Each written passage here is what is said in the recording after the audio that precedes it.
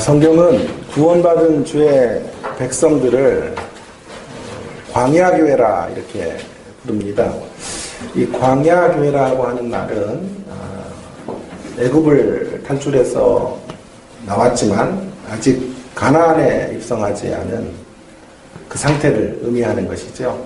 그 유명한 이제 성경의 구조 중에 하나가 이미와 아직의 긴장 가운데 우리가 중간기를 살고 있다라는 것이 광야교회라는 말의 의미입니다.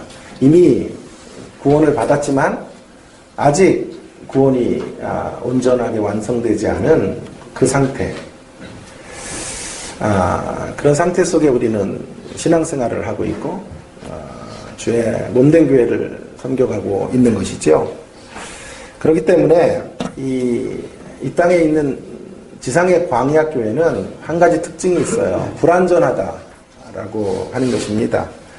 여전히 온전하지 않고 하나님의 구원받은 공동체들임에도 불구하고 여러 가지 아픔과 갈등과 상처들이 있는 그런 모습으로 신앙생활을 할 수밖에 없다라고 하는 것이죠. 그래서 이렇게 말하면 안 됩니다. 광야 교회이기 때문에 연약할 수밖에 없는 교회를 보면서 교회가 왜 이 모양이야? 이런 말은 참으로 신중하게 우리가 이야기해야 되는 말이라고 생각합니다. 아직도 온전하지 않고 아직도 허물이 있다는 것을 우리는 인정하면서 신앙 공동체 안에 믿음의 삶을 살아가야 하는 것이죠.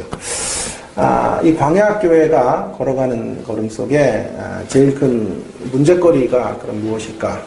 아마도 소통의 부재가 아닐까 싶습니다. 이 소통의 부재를 우리가 그런 상황 속에 놓여지게 되면 답은 너무 뻔하죠. 온전한 소통을 이루면 되는 것이겠죠. 그래서 오늘 그런 이야기를 좀 해보려고 하는 것입니다. 온전한 소통의 길로 나가는 길이 무엇일까 하는 제목이겠죠. 그래서 참된 것을 말해야 한다 이런 제목을 여러분들과 함께 나누려고 하는 것입니다. 제목이 근데 잘 보시면요, 참된 것을 말하라가 아니라 참된 것을 말하되라고 제가 붙여놨어요. 여기 안에 참된 것을 말하는 것, 그것을 넘어서는 그 무엇인가가 또 존재한다라는 의미가 될 것입니다. 자, 두 가지로 좀 생각을 해보려고 하는데요. 먼저 첫 번째로는 우리 광야교회가 이 땅을 향해서 나아가는 과정 속에 소통이 부재하게 될 때 반드시 서로 참된 것을 말해서 그것을 바로잡아야 한다. 문제를 바로 잡아야 한다라고 하는 것을 첫 번째 교훈으로 저는 나누기를 원합니다. 교회는 진리의 기둥과 터입니다. 그래서 교회 안에는 언제나 진실이 살아있어야 하고 하나님의 진리가 최고 소중한 자리에 놓여져 있어야 된다고 생각합니다. 교회 공동체의 건강함의 바로미터는 진리가 있는가 하는 것이 될 것입니다. 그래서 에베소 5장 25절에서 보면 광야 교회를 향하여 사도 바울은 이렇게 권면합니다. 그런즉 거짓을 버리고 각각 그 이웃으로 더불어 참된 것을 말하라. 참된 것을 말하라. 이는 서로가 지체가 됨이니라 라고 말씀하고 있습니다. 오늘 본문을 좀 잘 보시면 이 광야 교회 가운데 소통의 부재가 발생하죠. 그때 이제 다윗이 과도한 슬픔 가운데 놓여져 있는데요. 그 다윗을 향하여 바른 진실을 말하는 사람이 소개되어져 있어요. 요압이라는 군대 장관인데요. 그러니까 진실을 말하고 있죠. 지금 다윗은 가정사의 가장 큰 비극적 사건을 만나고 있습니다. 다윗의 인생이 정말 파란만장했는데요. 저는 그래서 성경의 이름들로 우리 자녀들의 이름을 짓 때 다윗으로는 짓지 말라 이렇게 이야기를 해요.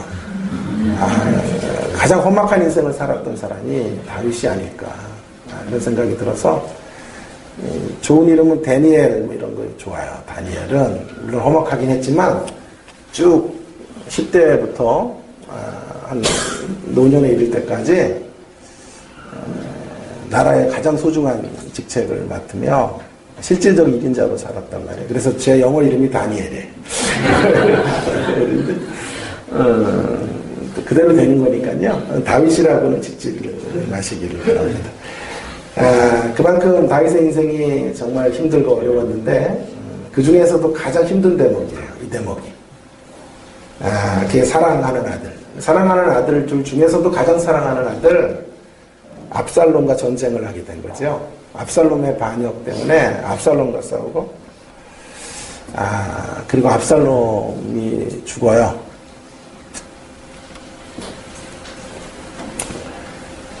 그리고 다윗이 이겼습니다. 자기의 왕권은 유지했지만 너무도 사랑하는 아들을 잃어버리게 된 거죠.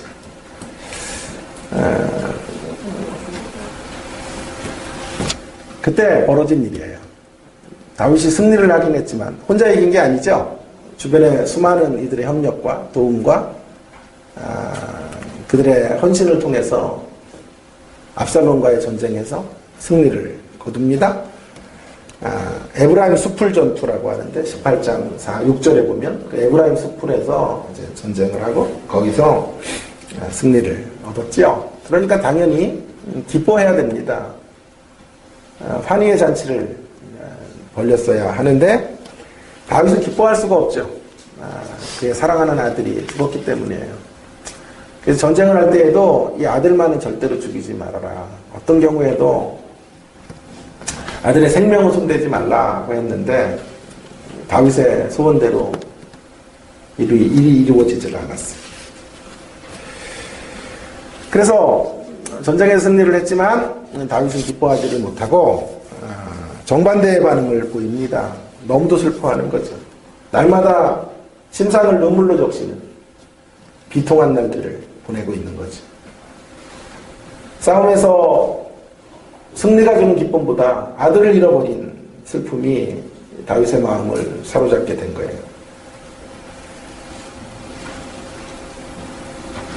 그렇게 되니까 어떻게 됐을까요? 그 주변의 사람들과 이스라엘 백성들이 너무 황당한 상황을 만나게 된 것입니다. 자, 2절에 보세요.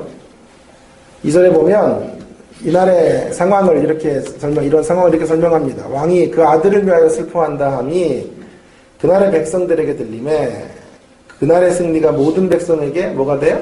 슬픔이 된지라. 아니 기뻐해야 되고 잔치를 벌여야 될 때 왕이 과도한 개인사 때문에 충분히 이해는 되지만 그러나 이제 공적인 인물이 있잖아요. 다윗이.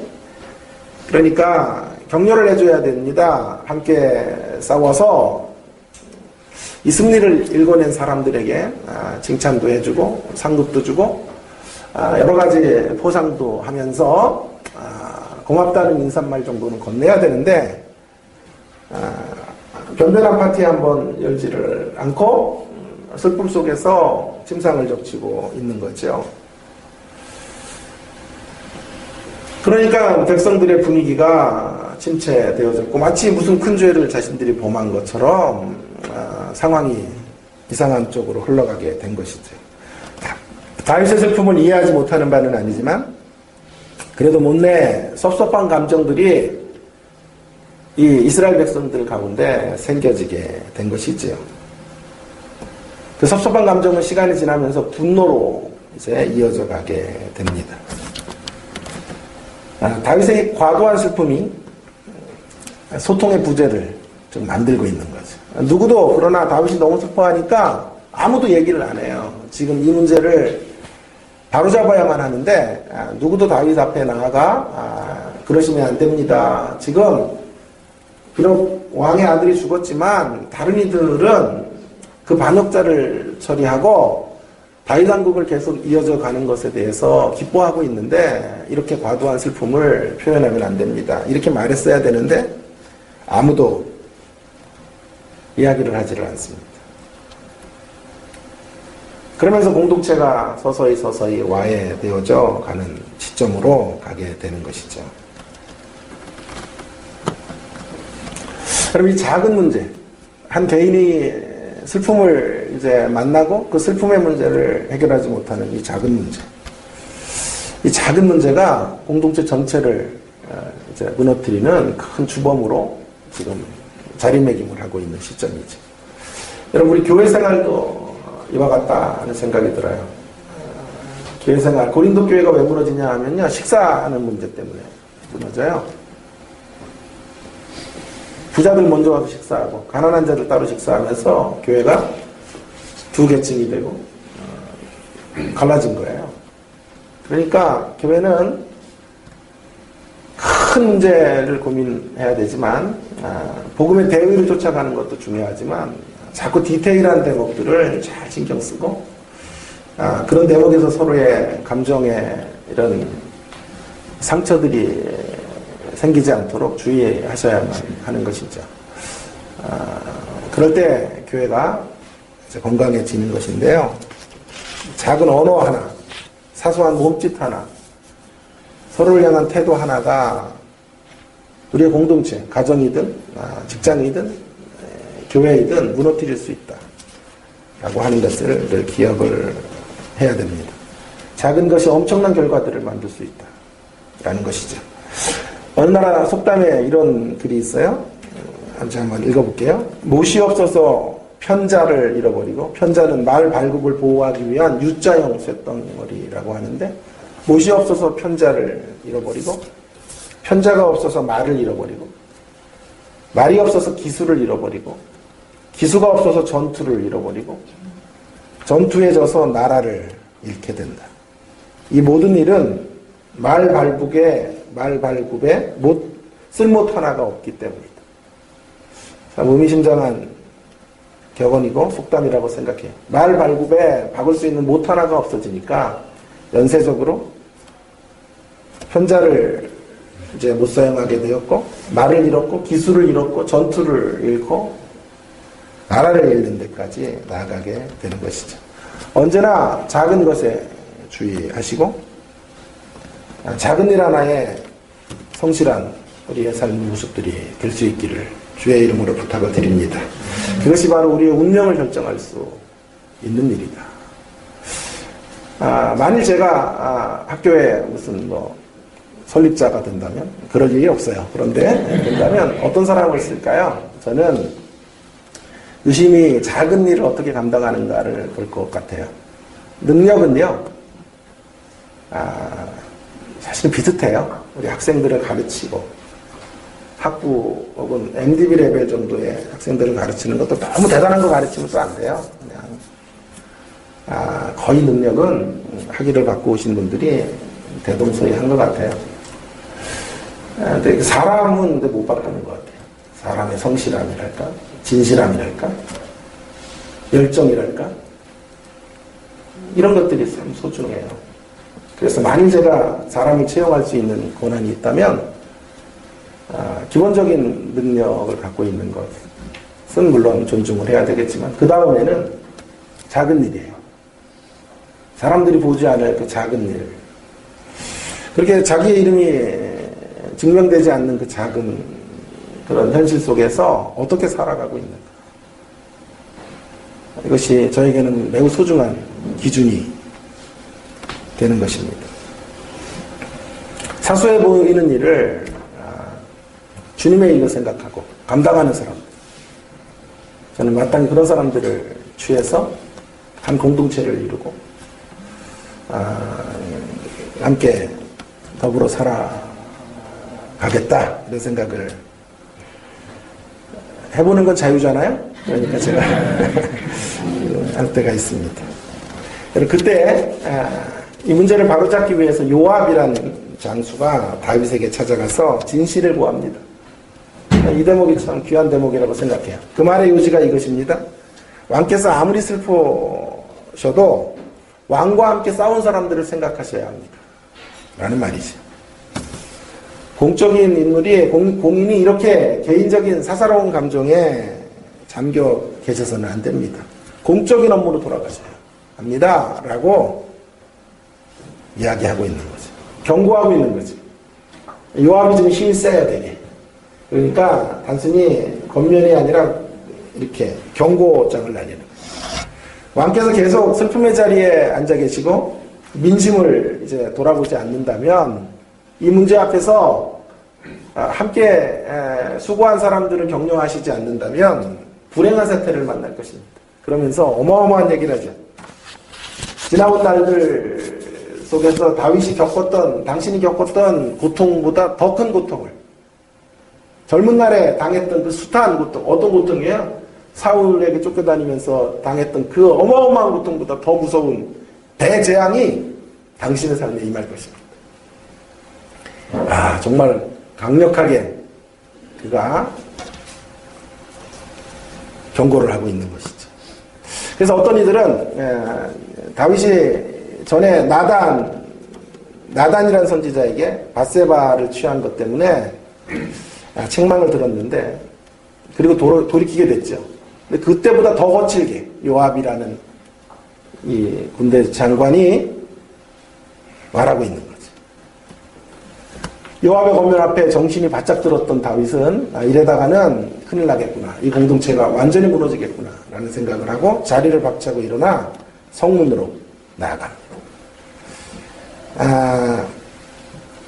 성문으로 나아갔다는 말은 왕의 자리를 복귀했다, 이런 뜻이죠. 이 문제를 바로잡아야 되겠다고 판단하고 이제 대책 마련의 자리로 나가고 업무를 시작하는 자리로 나아가게 된 것이죠. 왕과 백성들의 소통이 중단되었을 때 아무튼 오늘 본문의 요압의 진실 말하기는 주요했다라는 것이죠. 그래서 위기 속에 있는 공동체가 다시 새로운 항해를 할 수 있도록 길이 열리게 되었다라고 하는 것입니다. 반드시 공동체가 이렇게 새로워지고 건강해지려면 이렇게 진실을 바로잡는 사람들이 있어야 된다. 때때로 악역을 담당하는 사람들이 반드시 존재해야 된다는 것을 성경은 우리에게 간접적으로라도 설명하고 있는 것이죠. 근데 정말 쉬운 일이 아니에요. 진리를 바로잡고 진실을 바로잡는 것. 신하의 입장에서 왕에게 이런 말을 한다라고 하는 것은 용기 있는 행동일 수 있습니다. 적지 않은 용기가 필요하다. 고전적인 유머 같은 건데요. 한번 해볼게요. 옛날에 많이 들으셨을 테니까 그냥 들었으면 또 한번 그냥 웃어주세요. 넓은 마음으로. 60대, 70대, 80대 남자들이 얻어맞아서 눈이 시퍼렇게 멍들었다 그러잖아요. 왜 그랬나 했더니 60대는 잘 아는 얘기죠. 부인에게 밥 달라 그래서 얻어맞고 70대는 부인이 나가는데 어디 가시냐고 물어봐서 얻어맞고 80대가 압권인데요. 80대는 아침에 눈 떴다고 얻어맞고 그래가지고 눈이 시퍼렇게 멍이 들었다고 하는데요. 남성 성도 여러분, 아무리 힘들어도 진실을 말해야 돼. 진실을. 가정 안에서. 아멘도 어떻게 오늘 분위기가. 시대가 아무리 어두워도 진리를 말해야 된다. 저분만은 아멘을 안 했으면 했는데 저분은 아멘을 했어요. 자, 그래서 소통이 부재된 상황을 만날 때 서로 진실을 말하기를 통해서 그 진리, 잘못된 현실들을 바로잡아야 한다. 그리고 그 진실을 말하는 이들의 소리를 넓은 아량으로 들어야 합니다. 그래야 주의 몸된 공동체가 주님 기뻐하시는 모습으로 더욱더 온전해질 수 있다고 믿습니다. 서로 참된 것을 말하되. 첫 번째 교훈이에요. 자, 두 번째 교훈은 조금 더 소중한 교훈이라고 생각합니다. 서로 참된 것을 말해야 되는데요. 소통의 부재를 바로잡는 진실이 있어야 되는데 그 진실은 반드시 사랑 안에서 이루어져야 한다라는 것입니다. 이것이 두 번째 메시지입니다. 소통을 바로잡는 진실 바로잡기는, 진실 말하기는 반드시 사랑 안에서 이루어져야 한다라고 하는 것입니다. 이미 밝혔듯이 여러분, 요압은 진실 말하기를 한 사람이죠. 용기 있게 행동했죠. 백성들과 임금 사이에 있는 갈등을 해결하기 위해 어쩌면 왕과 엄청난 이런 갈등의 구조가 만들어질 수 있음에도 불구하고 진실을 말했고 그 용기를 통해 위기를 극복하는 결단력을 가지고 있었다. 돌파력이 있었다. 그렇게 말할 수 있겠습니다. 어쨌든 그 요압의 진실 말하기를 통하여 다윗이 되돌아왔고 자기 자신을 되돌아볼 수 있었어요. 그러나 요압의 진실 말하기의 태도와 방식은 문제가 아주 심각해 보입니다. 요압에게는 진실을 말하는 태도는 있는데 다윗을 향한 위로나 배려가 없어요. 아주 재미있는 아이러니인데요. 이것은 다윗으로 하여금 가장 큰 슬픔이 주어지게 됐던 이유가 뭐냐 하면 압살롬의 죽음이라 그랬죠. 대답 좀 해보세요. 압살롬의 죽음이잖아요. 근데 이 압살롬의 죽음을 요압이 자행한 거예요. 이런 일이 벌어질까봐 요압과 같은 이들이 과잉진압을 하다가 압살롬을 죽일 것을 알고 그래서 다윗이 신신당부를 한 거예요. 절대로 내 아들을 생포를 하되 죽이지는 말았다오. 어떤 경우에도 아들의 생명은 손대지 말라고 말했는데 요압이 사무엘하 18장 14절 15절에 보면 그 압살롬을 무참하게 살해한 것이지요. 그러니까 요압은 다윗에게 나아가 이런 바른 말을 할 자격이 없다는 사실이에요. 성경은 이 대목을 아주 눈여겨보도록 우리에게 말씀해주고 있는 거예요. 왜 하필이면 이런 이야기를 하는 사람이 요압일까를 주목하라 말씀해주는 것 같습니다. 그의 말은 요압의 말은 논리적으로는 모순이 없어요. 그러나 한 사람의 마음을 격려하는 모습은 결코 아닙니다. 다윗과 백성의 관계를 소통의 자리로 이끌어가는 데는 일정한 기여를 했는지 모르지만 정작 다윗 왕과 소통을 했어야 돼요. 그러나 다윗 왕과의 소통은 무너져 버리고 맙니다. 그래서인지 다윗이 요압의 요청을 받아들이고 왕 본연의 자리로 되돌아갔습니다마는 이로 인하여 요압과는 건널 수 없는 강을 다윗이 건너버려요. 더 멀어지게 되고요. 훗날에 다윗은 자기 아들 솔로몬에게 이런 당부를 합니다. 열왕기상 2장 6절에 보시면 그의 아들 솔로몬에게 유언하면서 유언으로 남기는 말이 요압에 대한 이야기. 요압으로 하여금 그 백발로 평안히 음부에 내려가지 못하게 하라. 요압이 많이 실수하거나 네가 걸어가는 걸음에 추호의 방해꾼이 된다면 그래서 죄가 드러나거든 절대로 요압을 그냥 넘기지 말고 평안히 음부에 내려가지 못하도록 강력한 조치를 취해야 된다. 한마디로 교활한 놈이다 이런 말이지.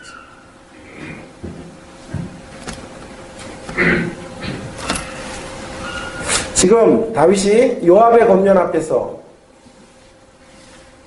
요압의 항의 앞에서 거절할 수 있는 명분이 없었기 때문에 그 권면을 받아들이기로 합니다마는 다윗의 마음이 전혀 움직여지는 것 같지는 않아요.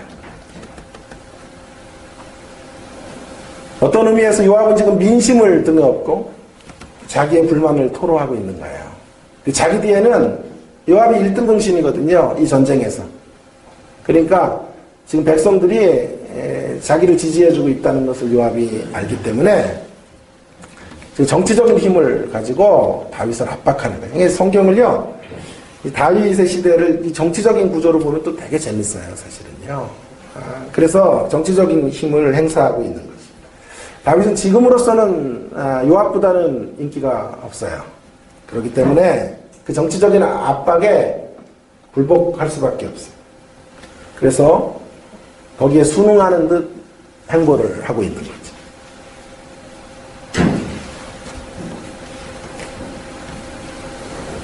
여러분, 그러나 요압의 진실 말하기는 궁극적으로 잘못된 거예요. 진실 말하기 자체가 잘못된 것이 아니라 진실을 말하는 태도가 잘못된 거예요. 슬픔을 당한 한 아비, 공동체의 일원으로서 한 아버지에 대한 사랑을 갖고 있지 못한 거예요. 저는 이 본문을 읽으면서 이런 묵상을 좀 한번 해보게 되었어요. 이런 상상을 좀 해보게 됩니다. 만일 이런 권면을, 다윗에게 행했던 이런 권면을 다윗이 너무도 사랑했던 요나단이 했다면 어떻게 됐을까? 요나단이 이런 권면을 했으면 어떻게 됐을까요? 재미있는 상상이라고 생각합니다. 매우 흥미로워질 거예요. 물어볼 필요도 없이 아마도 다윗을 너무도 사랑했던 요나단, 자기 부인보다도 더 사랑했던 친구였던 요나단, 그 요나단 같은 이가 공동체 안에서 이런 진실을 말했다. 다윗을 향해서 왕이여 이러시면 안 됩니다. 백성들을 생각하셔야죠. 당신과 함께 싸웠던 이분들은 뭐가 됩니까? 당신이 이렇게 슬퍼하면, 그리고 왕의 자리로 복귀하지 않으면 공동체는 무너집니다. 라고 요나단이 그렇게 권면했다면 다윗은 어떤 자리로 갔을까요? 예, 겉으로 행동을 고치는 정도만이 아니라 마음속 깊은 상처까지 치료를 받았을 것이라고 확신합니다. 치유를 경험했을 거예요. 회복이 됐을 거예요. 회복이 되어 왕의 자리로 나아갈 수 있었을 거예요. 사랑 없는 진실 말하기는, 요압식의 진실 말하기는 이면에서 뚜렷한 한계가 있는 것이에요. 어떤 의미에서 우리는 사랑 안에서 진실을 말해야만 공동체를 세울 수 있어요. 그러므로 우리의 부르심은 한마디로 말하면 사랑 가운데 진리를 바로잡아라 라는 부르심인 것입니다. 절대적으로 공동체는요, 진리를 바로잡는 것만 가지고는 새로워지질 않아요. 진리를 바로잡기 위해서가 아니라 문제를 바로잡는 가운데 사람을 구하기 위해 진리를 말해요. 다시요. 진리를 바로잡기 위해서 진리를 말하는 게 아니에요. 진실을 확보하기 위해 진실을 말하는 것만이 아니라 문제 가운데 있는 사람을 구원해내기 위해서 진리를 말해야만 공동체는 위기에서 새로워질 수 있고 다시 비상하며 날아오를 수 있는 것입니다. 우리의 진실 말하기가 진리대로 못 사는 상대를 치고 공격하는 무기로 쓰일 때가 얼마나 많은지 몰라요. 그것이 무기가 돼요. 진리인데 무기야, 그게. 요압식의 진리 말하기가 바로 그런 것입니다. 제가 전도사로 있을 때 기억이 납니다. 제일 싫었던 게 회의예요.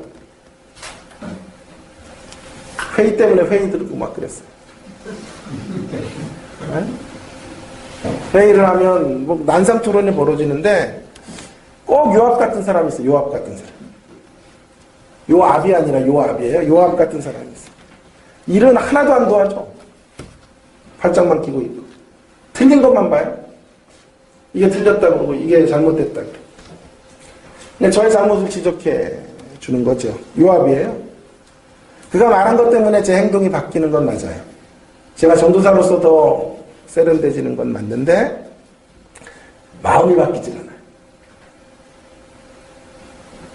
그 사람에 대하여 제 마음이 돌처럼 굳어지는 것을 보게 됩니다. 그는 정말 저를 바로 세워주는 사람이 아닌 거예요. 저에게 바른 말을 해주는 건 너무 고마운 이야기지만 저에게 바른 말을 해주려면요, 저를 사랑해줘야 돼요. 먼저 사랑이 관계 안에 깊어지지 않은 채 바른 말은 상대를 죽여요. 사람이 자기를 고치려면 신나서 고쳐야 돼요. 신나서 고쳐. 요압은 상대를 신나게 고치게 하는 사람이 아니에요. 그러나 요나단과 같은 이들이 다윗에게 충고를 하면 다윗은 신나게 고쳐요. 제가 만든 말이에요. 신나서 고친다. 이런 것 좀 감동 좀 해보세요. 야, 그런 단어도 쓰는구나. 제가 캐나다에서 유학 생활을 시작했어요. 토론토에서요. 교회가 일주일 만에 깨졌는데요. 그리고 교역자들이 다 쫓겨나고 이제 그 교회 정말 터줏대감들만 남은 교회. 누가 와도 정말 감당하기 힘든 분들, 이런 분들이 남아있는 그런 교회를 제가 강성 신자들, 이런 분들과 함께 신앙생활을 했어요. 설교가 얼마나 힘든지 몰라요. 그분들에게. 근데 그것보다도 제일 힘든 게 그 교인들 중에 한 분이 국문학을 전공하신 분이 한 분 계신 모양이에요. 그래서 늘 설교를 하면 제 설교를 아주 열심히 적는데 저에게 설교가 끝나면 불러요. 일로 와보세요. 앉으세요. 그러더니 오늘 저기 문법이 5개 틀린 거 알죠? 5개. 거기 조사 하나가 틀렸고 발음이 틀렸고 즐거운인데 줄이라고 그러는데요. 그래서 즐거운이라고 틀렸고 그러면서 문법적으로 그 문법이 옛날에 이런 거였는데 이런 거 문법 강의를 20분 동안 저에게 하는 거예요. 절반을 캐나다 와서 사시고 영주권 때문에 또 절반은 또 한국에 갔다가 한두 달 있다가 영주권을 때문에 다시 왔다 하시는 분인데 저의 기도의 유일한 제목이 뭐냐 하면 그분이 빨리 한국에 좀 가가지고 돌아오지 않으면 좋겠다. 제가 그분 때문에 문법이 많이 고쳐지는 건 맞는데요. 설교를 할 수가 없어요. 주눅이 들어서 그 설교를 하기가 너무 겁이 나고 위축이 되니까 좀 자연스러워야 이 유머도 좀 통하고 사람이 이렇게 설교를 하는 건데요. 할 수가 없어요. 유머하다가 또 뭐 어법이 틀렸다 그럴까 봐요. 요압식의 진실 말하기. 이런 형태이다라는 거죠. 그래서 성경은 말합니다. 우리가 어떤 방식으로 진리를 말해야 되는가? 진실을 바로잡아야 되는가? 이 사실을 너무도 뼈저리게 공감했던 사도 바울은 두 구절에서 이 대목에 대해서 분명한 선언을 하고 있어요. 에베소 4장 15절과 골로새 3장 14절이에요. 제가 읽겠습니다. 에베소 4장 15절. 오직 사랑 안에서 참된 것을 하여 범사에 그에게까지 잘할지라. 오직 사랑 안에서만 참된 것을 해야 된다. 참된 말도 포함된다면 오직 사랑 안에서만 참된 것을 말해라. 골로새 3장 14절에는 이 모든 것 위에 사랑을 더하라. 이는 온전하게 매는 띠니라. 그렇습니다. 여러분 사도 바울의 권면처럼 깊은 사랑이 있는 진실 찾기가 되어야 우리 공동체는 회복과 치유의 치유가 강물처럼 흐르는 그런 아름다운 모습을 회복하게 될 것입니다. 거기까지 가지 못하면 우리 가슴을 쳐야 돼. 아파야 돼. 뭔가 바른 말을 해줬는데 상대를 너무 아프게 하는 경우들이 있다는 거죠. 우리는 바리새인들의 모습을 답습해서는 안 될 것입니다. 그들은 바른 것을 말하고 실천하는 일에는 둘째가라면 서러운 사람들이었습니다. 그러나 그들에게는 율법의 잣대밖에 없어요. 문제 가운데 있는 사람이 있어야 돼요. 사람. 그 사람을 향한 사랑이 없어요. 그것 때문에 바리새인들은 하나님 앞에 엄중한 책망을 받고 우리 주님이 오셔서 불신자들하고 싸우는 대목은 없어요. 전부 이 바리새인들, 종교 지도자들과 싸우십니다. 이 거짓 때문에 싸우신 거죠. 우리는 에베소 교회에 같아서는 안 될 것입니다. 에베소 교회는 교리적으로 정통을 붙잡고 있는 교회였어요. 계시록에 보면 에베소 교회는 악한 자들을 용납하지 아니한 것과 자칭 사도라 하되 아닌 자들을 시험할 수 있었던 교회. 성경 공부 프로그램이 너무 좋았고 성도들의 영적 수준이 있었던 교회예요. 이단들이 발을 붙일 수가 없어요. 너무도 하나님의 말씀에 해박한 지식들을 가지고 있었기 때문에. 그래서 무엇이 참이고 거짓인지를 분별할 수 있었던 사람들이에요. 그래서 주님에게 칭찬을 들었던 교회였습니다. 그런데 놀라운 것은 그러한 일을 하면서도 사랑이 없을 수 있다는 가능성을 에베소 교회는 우리에게 말해주고 있어요. 신앙적으로 정통하고 큰 일들을 감당하고 이단들을 분별해내고 하나님의 말씀에 분명한 뜻을 추구해 가면서도 얼마든지 사랑이 결핍된 자리에서 이런 일들이 이루어질 수 있다는 사실을 에베소 교회를 통해 우리에게 말씀해주고 있어요. 그래서 계시록 2장 4절에 이렇게 말하죠. 그러나 너를 책망할 것이 있나니 너의 처음 사랑을 버렸느니라. 처음 사랑을 버리고 하나님과의 사랑이 금이 가기 시작하면서 형제들의 사랑이 더 온전해지지 않은 채 점점 식어져 가는 자리에서도 얼마든지 선행을 하고 얼마든지 구제가 이루어지고 얼마든지 이단들을 분별할 수 있고 정통의 교리를 붙잡고 나아갈 수 있다라는 사실을 말해주는 거예요. 주님의 경고를 들어보십시오. 충격적입니다. 회개하지 않는다면 촛대를 옮기겠다. 회개가 없다면 에베소 교회를 향한 촛대를 옮기겠다. 말씀하는 거죠. 그래서 교리적 순교를 지킨 교회가 아닙니까? 다른 것들을 사수한 교회가 아닙니까? 그런데 이 교회를 향하여 주께서 주시는 말씀은 너무도 섬뜩한 말씀이에요. 그만큼 교회를 교회되게 하는 가장 중요한 표지는 사랑이기 때문에 주님에 대한 사랑이 없는 교회, 그로 인한 형제들 간의 사랑이 없는 교회는 더 이상 교회일 수 없는 거예요. 그렇다고 해서 사랑만 주장하고 진리를 바로잡지 않으려는 태도도 잘못이에요. 첫 번째 교훈은 매우 소중한 거예요. 그러나 그 첫 번째 진리 지키기는 반드시 사랑 안에서 이루어져요. 그때 문제가 바로잡힐 수 있어요. 그리고 사람을 잃지 않을 수 있는 거예요. 저희 학교 구약교수가 이런 얘기를 해서 정말 재밌게 들었어요. 수술은 성공했는데 사람이 죽었다 그래요. 재미나는 역설이죠?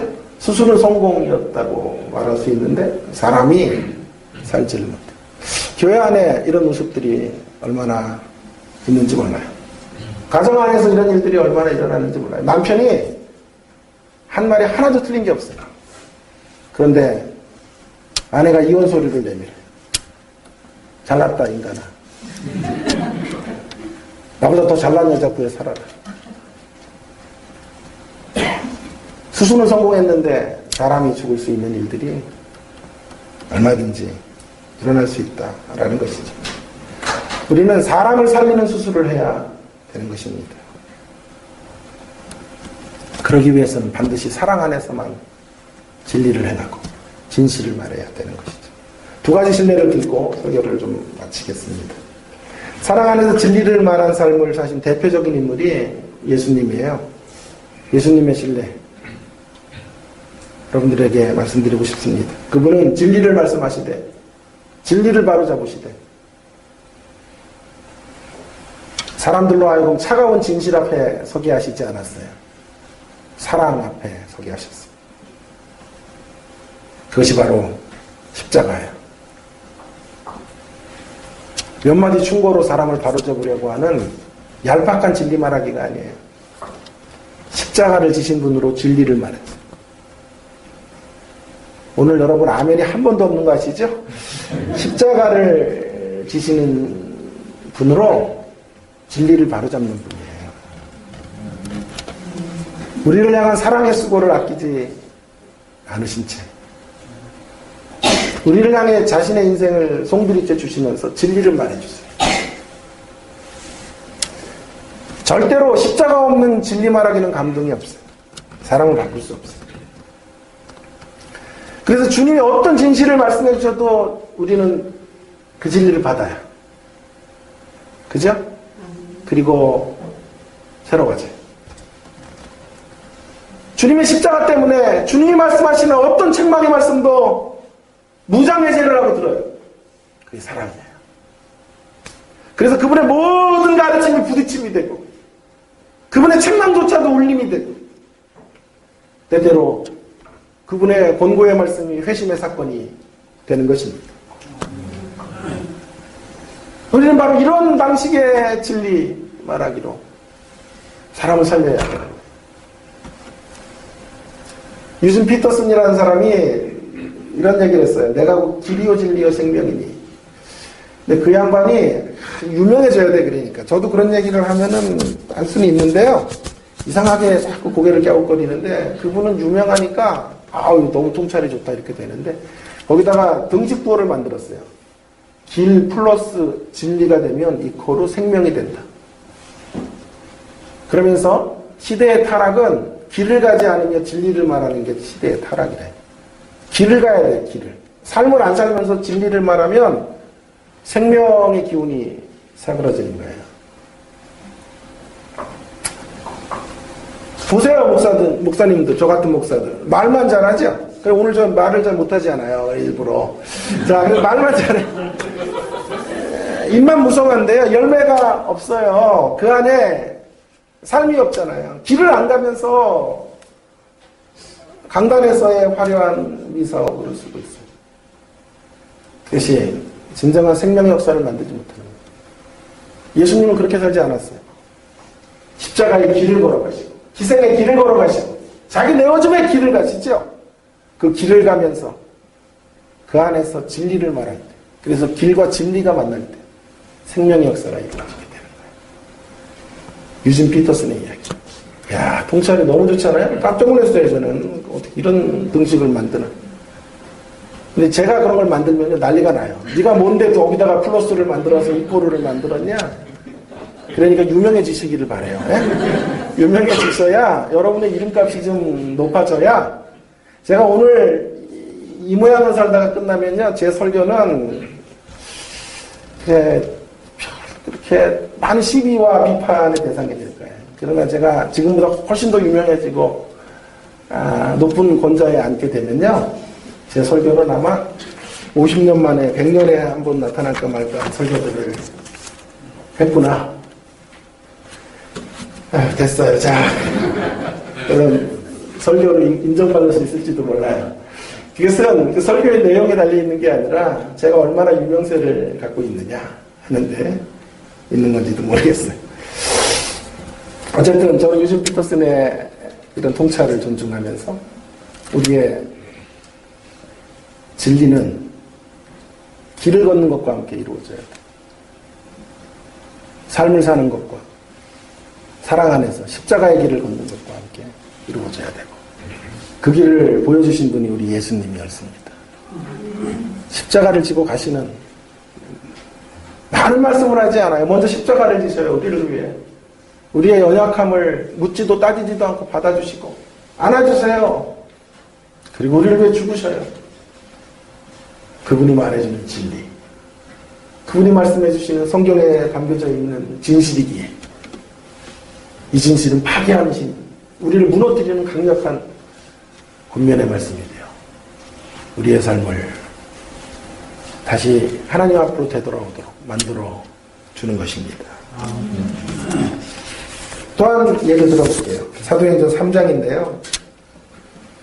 베드로가 성전 미문에 앉아있는 자에게 외칩니다. 은과 금은 내게 없거니와 내게 있는 것으로 너에게 주노니 나사렛 예수 그리스도의 이름으로 일어나 걸으라. 얼마나 황당했을까요? 은과 금은 없다. 은과 금을 목마르게 찾는데, 그 은과 금이 목적이 되어 지금 구걸을 하고 있는데 그것이 없다라고 말하면서 예수님을 주겠다고 선언하는 거예요. 마치 이런 거예요. 거린 한 사람이 교회에 들어와서 1,000원만 달라고 그러는데 1,000원은 없고 앉아 계셔봐요. 복음을 전해드릴게요. 1,000원보다 더 비싼 거 주겠다고 하면 욕하고 나가겠죠. 여러분, 베드로가 지금 그렇게 하고 있는 거예요. 은가는 왜 없었겠어요? 동전 몇 입 던져주는 곳. 거기 수많은 인파들이 성전에 기도하러 갔으니까 사람에게 돈을 좀 빌려서라도 줄 수 있었을 텐데 베드로는 말하고 있죠. 은과 금은 내게 없거니와 나사렛 예수의 이름은 내게 있다. 그걸 주겠다 선언하는 거지.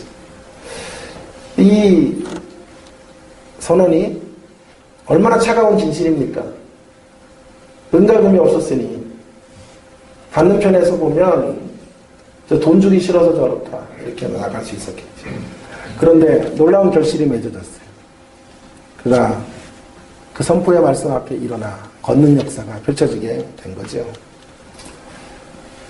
단순히 예수님의 이름이 능력 있게 나갔기 때문만이 아니에요. 지금 이 안진뱅이가 베드로와 요한을 보고 어마어마한 스파크가 일어나는 거예요. 전류가 흘러간 거예요. 그래서 베드로가 말해, 우리를 보라 하고 왔죠. 다음에 한번 제가 이 본문을 설교를 할 때 우리를 보라 설교를 하겠는데요. 우리를 보라. 우리를 보라고 외칠 수 없는 복음의 선포는 힘이 없어요. 나를 보라는 거예요. 나를. 어떤 나인가? 나를 주목해보라. 나의 과거가 너의 모습이었다는 거예요. 예수님 밖에서 나는 너처럼 살았다. 나의 어제의 모습이 너예요. 영적으로 거린처럼 살았던 인생. 그러나 주님을 만나 그 주님의 사랑 안에서 피어오르는 꽃이 된 새로운 인생. 그렇게 변화된 나의 모습을 보고 내가 만난 그 주님을 너가 만날 수 있다면 너도 이 길을 걸어올 수 있다.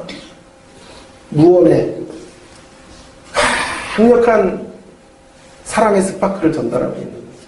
사랑의 어떤 전류를 흘려보내고 있는 거죠. 그래서 스파크가 되어 역사가 이루어집니다. 베드로는 안진뱅이를 보면서 자신의 과거를 본 것입니다. 예수님 밖에서 살았던 자신의 어제의 모습이 안진뱅이와 같다라고 하는 것 깨닫게 된 것이죠.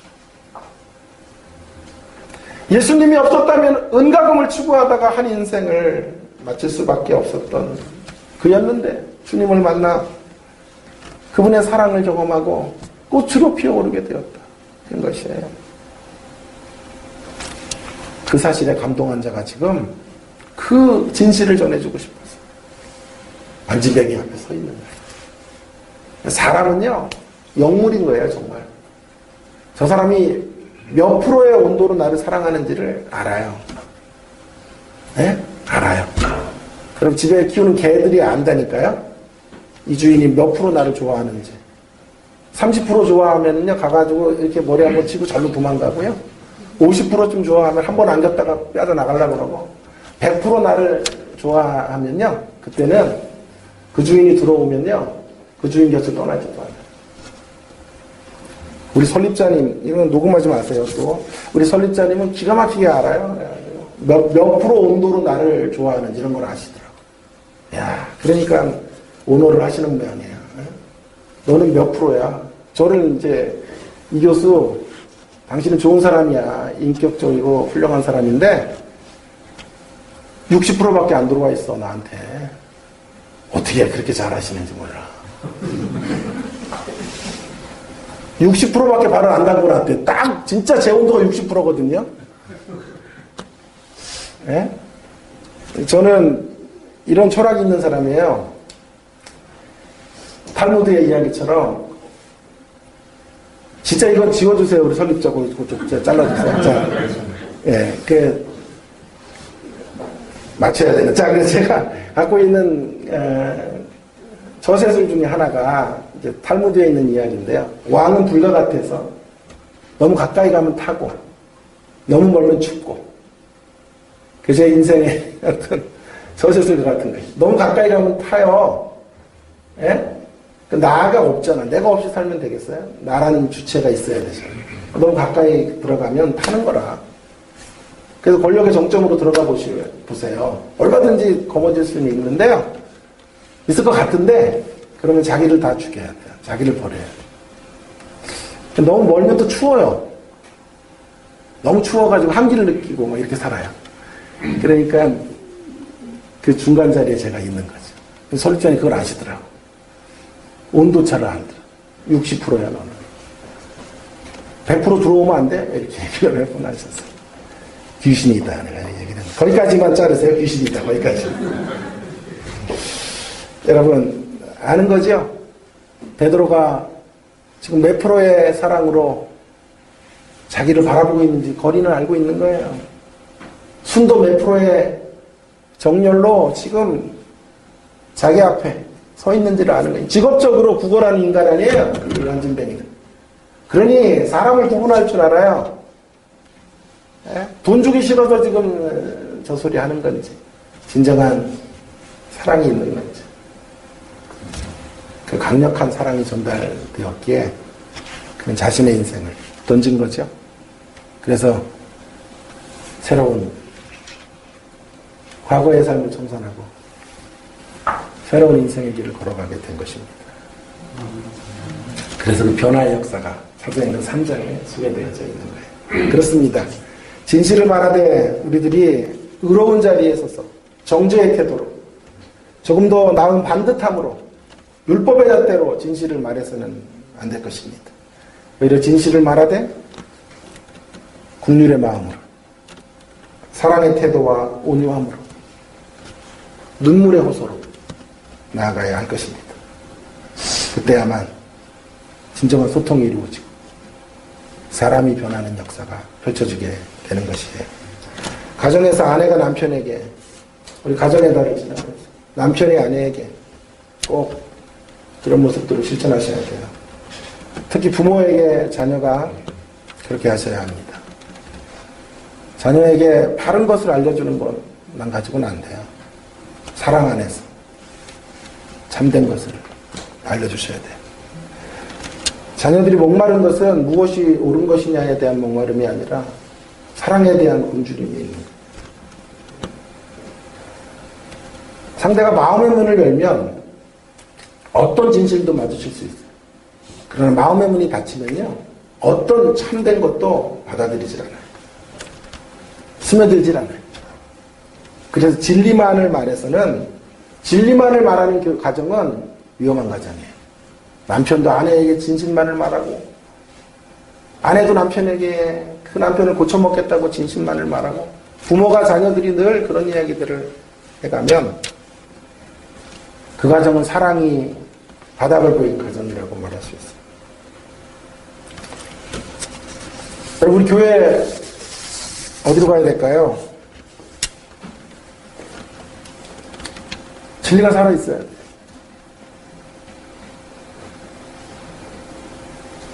소통이 온전히 이루어지는 교회가 돼야 돼요. 그러나 절대로 요합식으로 진리를 말하는 공동체가 되어서는 안 돼요. 진실 말하기를 통해서 상대를 무너뜨려서는 안 돼요. 진리로 살아 숨쉬기 위한 토대가 마련돼야 돼요. 사랑이라는 토대를 가지고 서로 다가서야 돼요. 한마디의 진실을 말해주기 위해서는요, 뒤안길에서 수많은 날도 울어야 돼요. 침상을 적셔야 돼요. 고민하고 고뇌하고 아파하고 기도하면서 하나님께서 내가 말하는 이 진실을 사용하셔서 우리 공동체가 새로워지기를 간절히 열망하는 열정들이 우리 가운데 있어요. 애정이 있어요. 그 눈물의 뒤안길이 없는 진리 말하기는 반드시 덧나고 반드시 공동체를 쪼개고 많은 이들에게 아픔과 상처를 주게 되는 거예요. 사랑 안에서 진리를 말하는 공동체로 날아오르는 귀한 교회가 되기를 주의 이름으로 축원합니다. 아멘. 기도하겠습니다. 동성으로 함께 같이 주신 말씀을 가지고 광야교회인 우리 교회가 믿음의 행진을 해가다가 가장 심각한 위기를 만나는 때는 소통이 부재하는 때입니다. 소통이 부재할 때 우리에게 필요한 건 진실을 지키는 거예요. 진실을 말하는 거예요. 그러나 그 진실을 요합식으로 말해서는 안 돼요. 사랑 안에서 진리를 말하신 예수님처럼, 베드로처럼 무언가를 바로잡기 위하여 그 뒤안길에서 주님 많이 울 수 있는 제가 되게 하시고 우리 모두가 되게 해 주옵소서. 우리 가정이 진리를 바로잡는 사람들만 있는 게 아니라 사랑으로 허물을 덮고 서로 용서하는 모습들이 먼저 있게 하셔서 그 안에서 전달되어지는 진리의 전달로 진실 말하기로 우리 가정들이 다시 한번 강건해지도록 도와주시고 우리 교회가 그런 공동체로 날아오를 수 있도록 은혜를 허락하여 주시옵소서. 동성으로 같이 함께한 1분 정도 같이 주 앞에 간절히 기도하겠습니다. 기도하십시다. 하나님 아버지 은혜를 감사합니다. 주께서 오늘도 저희들에게 귀한 생명의 말씀을 주시고 아버지 하나님 말씀 가운데 우리가 어디로 가야 할지 알려주셔서 감사합니다.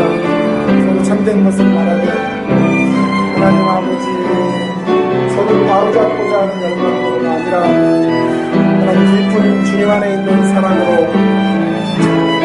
우리가 서로서로를 인정하며 바라보고 사랑 안에 참된 것을 말하여 하나님 어떤 사람도 아프죠. 함께 믿음의 전쟁을 계속하고 있습니다. 저에게 모두가 되도록 하나님 아버지 은혜를 주여 역사하시고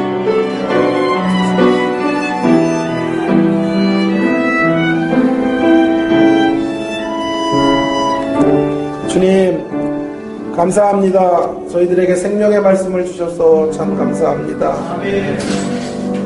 서로 참된 것을 말하되 요압의 모습으로 요압의 방식으로 참된 것을 말하는 공동체가 되지 말게 하시고 예수님의 방식으로 참된 것을 서로 말하는 귀한 공동체로 우리 교회를 우리 가정을 세워 주시옵소서. 수술을 성공하고 사람이 죽는 안타까운 일들이 없도록 하시고 사람을 살리는 수술을 하는 저희들의 모습들이 되기를 원합니다. 사랑 안에서 참된 것을 하고 참된 것을 말하여 서로서로 그 사랑으로 새로워지고 회복되어지는 놀라운 역사가 우리의 삶의 공동체 곳곳에서 펼쳐져 가도록 인도하여 주시옵소서. 아멘. 예수님 귀하신 이름으로 기도 올리옵나이다. 아멘.